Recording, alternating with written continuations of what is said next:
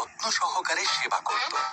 এদিকে পতিফরের দুষ্ট স্ত্রী যোসেফকে দিয়ে ঈশ্বরের বিরুদ্ধে পাপ কর্ম করাতে চেষ্টা করে।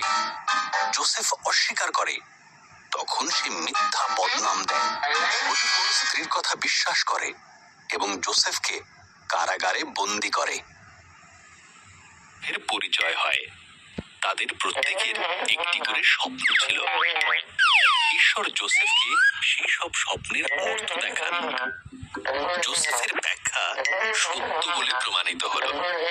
পানপাত্রবাহক ছাড়া পেল আর রুটি নির্মাণকারীর ফাঁসি হলো।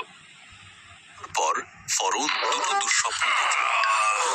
পানপাত্রবাহক যোসেফের কথা মনে করলো এবং সে ফরৌনকে সব কথা জানালো।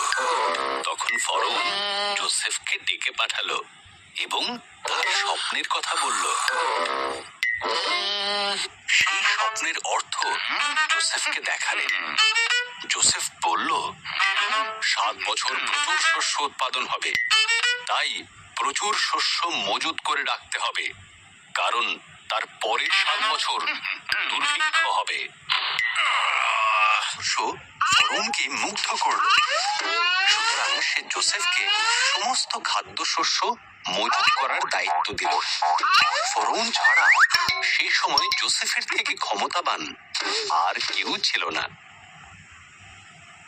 কেনার জন্য মিশরে গিয়েছিল। তারা যোসেফের কাছে নতজানু হলো, কিন্তু তাকে মোটেই চিনতে পারল না। যোসেফ যখন দেখল তার ভাইয়েরা বদলে গেছে, তখন সে তার পরিচয় দিল। ভাইয়েরা ভয় পেয়ে গিয়েছিল। যোসেফ তাদের বলল, তোমরা আমার ক্ষতি করতে চেয়েছিলে, কিন্তু ঈশ্বর তার পরিবর্তে ভালোই করলেন। আমাদের পরিবারের সবাইকে মিশরে নিয়ে এসো, এখানে খাবারের কোনো অভাব নেই।